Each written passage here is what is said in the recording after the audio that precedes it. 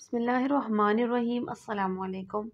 یہ 80 کی دہائی کا دور تھا۔ بڑی مشکل سے تو امجد کے ماں باپ نے گاؤں میں رہتے ہوئے تعلیم دلوائی تھی۔ اس دور میں تعلیم حاصل کر لینے کا فائدہ یہ ہوا کہ اس شہر میں کسٹم ڈپارٹمنٹ میں نوکری مل گئی تھی۔ وہ تو بابو بن کر شہر میں ہی بیوی بچوں کے ساتھ 2 سال ہوئے شفٹ ہو گیا۔ کرائے کا اچھا خاصا مکان تھا، بچے اسکولوں میں داخل تھے، گزر بسر اچھی ہو رہی تھی۔ اس نوکری میں سب سے بڑی کشش تو اوپر کی آمدن میں تھی، جہاں اکثر بڑے بڑے کنٹینر سے لے کر چھوٹی موٹی ٹرانزٹ میں روک لی جاتی تھی اور پھر متعلقہ پارٹی رشوت دے کر اپنا مال کلیئر کرواتی تھی۔ اچھی خاصی آمدن ہو جاتی تھی۔ اس اوپر کے مال ہی نے تو امجد اور اس کے دوستوں کو کافی سکھی کر رکھا تھا۔ ہر روز ہزاروں میں رشوت ملتی جسے وہ اور اس کے ساتھی آپس میں رکھ لیتے۔ جو پارٹیاں مال نہیں دے سکتی تھی ان کا ضبط شدہ مال بھی تو یہ سارے مل کر بانٹ لیتے تھے۔ لیکن ایک بات تھی انہیں ہر مال کا حصہ اپنے سے اوپر والے افسروں کو بھی دینا ہوتا تھا، اور اوپر والے سینئر افسروں کی آمدن تو لاکھوں میں تھی جسے وہ بلا شراکت خود ہی ہضم کرتے تھے۔ ایک قسک تھی، ایک حسرت تھی امجد کو کہ کاش اس کی بھی ترقی ہو جائے اور وہ بھی اوپر والے گریڈ کے ڈپارٹمنٹ میں سینئر کے ساتھ جگہ پا سکے۔ اسی یقین تھا کہ اگر ایسا ہو گیا تو اس کی 5 انگلیاں گھی میں ہوں گی اور وہ بہت جلد اتنے پیسہ بنا لے گا کہ شہر میں ہی اپنا پلاٹ خرید کر کوٹھی بنا سکے اور ساتھ میں اماں ابا کو بھی شہر بلا کر اپنے ساتھ ہی رکھ لے۔ اگلا دن پھر ویسا ہی تھا۔ دفتر میں بھی امجد اپنے سینئر کی کافی خوشامد کرتا رہتا اور ساتھ میں ترقی دینے کی بھی دعا کہتا رہتا، لیکن اس کی خوشامد کو بڑے افسر نظر انداز ہی کرتے رہے۔ وہ دل میں کڑتا کہ خود یہ لوگ کتنی عیاشی کر رہے ہیں لیکن میری نہیں سنتے۔ کاش کہ اس کی بھی ترقی ہو جائے، وہ بھی اونچے گریڈ کا کسٹم آفیسر بن جائے۔ آج کا دن کچھ مختلف تھا کہ آج اس کے ایک سینئر آفیسر نے اس کے ساتھیوں کو اپنے دفتر میں بلایا۔ سینئر نے کہا کہ اطلاع ملی ہے کہ فلاں علاقے میں اسمگلر سرگرم ہیں، یہ تصویریں دیکھ لو، ذہن میں ان کی شکلیں بٹھا لو۔ کل آپ صاحب اس محلے میں پرائیویٹ کپڑوں میں خفیہ طور پر ڈیوٹی دو گے۔ سارا دن نظر رکھنی ہے کہ یہ کہاں آتے ہیں اور جاتے ہیں، جس گھر میں داخل ہوں گے اس کا پتہ نوٹ کر لیں، اور کچھ نہیں کرنا۔ امجد اور اس کے ساتھیوں کی مختلف گلیوں میں الگ الگ ڈیوٹی لگا دی گئی۔ جس کی جہاں ڈیوٹی تھی اسے وہی سارا دن اس گلی میں بہانے سے گزارنا تھا اور آنے جانے والے پر نظر رکھنا تھا۔ اگلے دن پھر سخت گرمی میں امجد اپنی ڈیوٹی والی گلی میں پہنچا اور کونے میں موجود دکان والے کے کھوکے پر اخبار سامنے رکھ کر بہانے سے بیٹھ گیا۔ جبکہ اس کی نظر گلی میں آنے اور جانے والوں پر تھی۔ ایک بار پھر اس نے اپنی قسمت کو کوسنے دیے کہ کیسا ٹاپ گریڈ آفیسر تو دفتروں پہ پنکھوں کے نیچے بیٹھے ہیں، اور وہ چونکہ نچلے گریڈ کا ملازم تھا تو اسے گرمی میں خوار ہونا پڑ رہا ہے۔ بس ایک بار، صرف ایک بار ترقی ہو جائے، پھر میں بھی ان سب کی طرح عیاشی کروں گا، کوٹھی ہوگی، کار ہوگی، بہت پیسہ کماؤں گا، یا اللہ ایک بار ترقی مل جائے۔ اس نے دل میں دعا کی۔ ایک حسرت اور اوپر کے مال کی تمنا تھی کہ جو پوری ہونے کو نہ آتی تھی۔ خدا خدا کر کے تپتی دوپہر کے بعد شام ہوئی۔ دوبارہ گلی میں لوگوں کی آمد و رفت پھر سے شروع ہوئی، لیکن جن کی تلاش میں وہ ڈیوٹی دے رہے تھے ان میں سے کوئی نظر نہ آیا۔ جب ٹائم ختم ہو گیا تو اس نے اب واپسی کی راہ لینے کا سوچا۔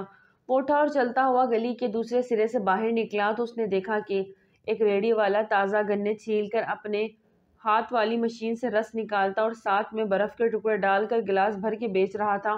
کچھ لوگ خرید رہے تھے۔ امجد بھی رک گیا، اسے بھی بہت پیاس لگی تھی۔ اس نے اپنے لیے گنے کا رس کا گلاس خرید کر جب پیا، وہ بہت ہی میٹھا اور ٹھنڈا تھا، جس نے گرمی میں امجد کو سکون دیا۔ ابھی گنے کا رس پی ہی رہا تھا کہ ایک فقیر میلے کپڑوں میں اس کی طرف بڑھا۔ باؤ جی، مجھے بھی شربت پلا دو۔ فقیر نے سپاٹ لہجے میں امجد کو مخاطب کیا۔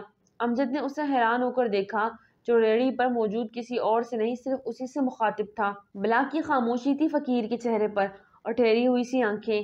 امجد نے نوٹ دیتے ہوئے ریڑھی والے کو کہا، بابے کے لیے بھی ایک گلاس بنا دو۔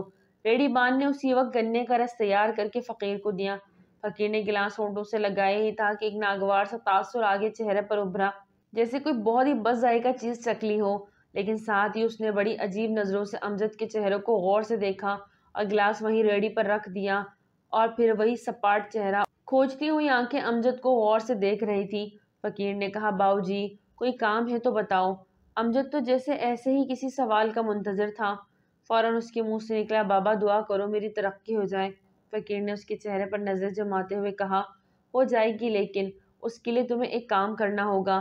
امجد نے بے چینی سے پوچھا وہ کیا؟ فقیر نے کہا باؤ جی مجھے 2 بچھو لا دو۔ کیا 2 بچھو؟ لیکن وہ کہاں سے ملیں گے؟ امجد نے حیرت سے پوچھا۔ مل جائیں گے، ریلوے روڈ دیکھا ہے نا، وہاں پٹری کے ساتھ جہاں بڑا سا میدان ہے وہاں بہت پرانا برگد کا درخت ہے، وہ تو دیکھا ہوگا، اسی میدان میں جانا، وہاں درخت کے نیچے بچھو مل جائیں گے، وہ کل لے آنا، تمہارا کام ہو جائے گا۔ یہ کہہ کر فقیر مڑا اور چل دیا۔ امجد نے ایک دم کہا بابا اپنا شربت تو پیتے جاؤ۔ فقیر نے مڑ کر عجیب خاموش نظروں سے اسے اور ریڑھی پر پڑے اس گلاس کو دیکھا اور کچھ کہے بغیر آگے بڑھ گیا۔ امجد اس کے رویے سے زیادہ فکر مند نہ تھا۔ اس نے خود کو تسلی دی، یہ لوگ پراسرار ہوتے ہیں، ان کی سمجھ نہیں لگتی۔ اس کے دل میں ایک خوشی سی تھی، اسے لگتا تھا یہ فقیر کوئی اللہ لوگ پراسرار ہے۔ اس نے اس سے کوئی مال نہ مانگا، 2 بچھو ہی تو مانگے ہیں۔ بڑی بے چینی کے ساتھ وہ گھر پہنچا۔ اگلے دن تو ویسے بھی چھٹی تھی۔ اس نے تہیہ کیا کہ وہ اس برگد کے درخت والے میدان کل ضرور جائے گا۔ اس نے بیوی سے کہا کہ کوئی خالی ڈبہ اس کو دے دے۔ اگلے دن صبح صبح ہی وہ جوش اور ولولے کے ساتھ ریلوے روڈ والے میدان کی طرف چل پڑا۔ اسے یوں لگ رہا تھا کہ اس کی ترقی پانے کی دلی تمنا ضرور پوری ہو جائے گی، پھر وہ بھی اپنے سینئر کی طرح بہت مال بنایا کرے گا اور اس کی بھی خوب عیش ہوگی۔ انہی سپنوں کو بنتا ہوا وہ اس میدان میں پہنچا تو اسے بوڑھا برگد کا پھیلا ہوا درخت نظر آیا۔ ڈبہ ہاتھ میں پکڑے وہ بچھو کی تلاش میں خالی زمین پر نظریں دوڑا رہا تھا۔ وہاں تو اسے کوئی بچھو نظر نہ آیا، خشک زمین پر مٹی ہی مٹی تھی۔ وہ آرام آرام سے چلتا ہوا آگے بڑھ رہا تھا۔ ایک جگہ اسے مٹی کے ڈھیری میں سوراخ دکھائی دیا جہاں سے بے شمار بچھو ابل ابل کر نکل رہے تھے۔ خوش ہو کر اپنا ڈبہ نکالتے ہوئے وہ آگے بڑھا۔ جو ہی اس کی نظر مٹی کے ڈھیری کے اوپر پڑی تو دہشت سے اس کا حلق خشک ہو گیا۔ اسے زمین ڈولتی ہوئی اور آسمان گھومتا ہوا محسوس ہوا۔ ڈبہ اس کے ہاتھ سے چھوٹ کر گر گیا۔ وہ ایک ہی جگہ جامد تھا اور اس کے دماغ میں آندھیاں چل رہی تھی۔ اس مٹی کے ڈھیری کے دوسرے سرے پر ایک خطبہ موجود تھا جس پر لکھا تھا کہ یہ غنی صاحب کی قبر ہے جن کا پورا نام اور تاریخ وفات لکھی تھی۔ غنی صاحب تو اس کے سینئر آفیسر تھے اور جن کا ہفتہ پہلے انتقال ہوا تھا وہ تو ان کے جنازے میں بھی شامل تھا۔ وہ غنی صاحب جو بہت اوپر کا مال بناتے تھے وہ سارا حرام کا مال پیچھے چھوڑ گئے، لیکن اپنی قبر میں حرام کمائی سے بچھو بڑھ لیے۔ کچھ دیر کے بعد حواس جمع کر کے وہ واپس چل پڑا۔ اب ساری بات امجد کے سمجھ میں آئی کہ فقیر نے کیوں کہا تھا کہ 2 بچھو لا دو۔ بار بار اس کے دماغ میں فقیر کی آواز گونج رہی تھی، باؤ جی 2 بچھو لا دو، 2 بچھو لا دو۔ اب اسے پتہ چلا کہ فقیر کو 2 بچھو نہیں چاہیے تھے، وہ تو اسے مقام عبرت دکھانا چاہتا تھا۔ اب اسے سمجھ لگی کہ گنے کا رس پی کر فقیر نے برا کیوں منایا، کیونکہ ذائقے سے اسے پتہ چل چکا تھا کہ امجد کی کمائی ہی حرام کی ہے۔ لیکن یہ معمہ تھا کہ فقیر کو کیسے پتہ چلا کہ غنی صاحب اس کے محکمے میں سینئر تھے اور وہ فوت ہو گئے اور ان کی قبر برگد کے درخت والے میدان میں ہے جس میں بے شمار بچھو ہیں۔ ان سوالوں کا جواب اس کے پاس نہ تھا۔ گھر پہنچنے تک امجد اٹل فیصلہ کر چکا تھا۔ اگلے دن اس نے اپنا استعفیٰ دیا۔ وہ اس حرام کے اوپر کی کمائی سے بہت خوفزدہ تھا۔ اس نے بیوی سے کہا کہ تیاری کرو، ہم گاؤں جا رہے ہیں۔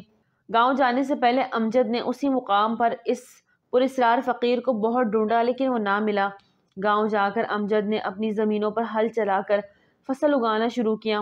اسے غم نہ تھا کہ وہ سخت گرمی میں ہل چلاتا ہے، کیونکہ اسے یہ یقین تھا کہ دنیا کی گرمی سے گھبرا کر کچھ دیر کے لیے سائے میں بیٹھ جاتا ہے، تھوڑا پانی بھی پی لیتا ہے، لیکن اس کا رزق حلال اس حرام کی کمائی سے لاکھ درجے بہتر ہے جس کے بدلے میں قبر میں بچھو جمع کیے جائیں، کیونکہ قبر تو وہ جائے سزا ہے جہاں سے باہر نکلنے کا کوئی راستہ نہیں۔ اس کو اطمینان تھا کہ حرام کی کمائی کے بدلے میں اس نے رزق حلال کمانے کے لیے حرص اور ہوس کا حصار توڑ کر مشقت اٹھانے کا جو فیصلہ کیا ہے وہ ہرگز گھاٹے کا نہیں۔ اللہ تعالی ہم سب کو حلال رزق کمانے کی توفیق عطا کرے۔ ناظرین، ویڈیو اچھی لگے تو لائک کریں، چینل کو سبسکرائب کریں اور دعاؤں میں یاد رکھیں۔ السلام علیکم۔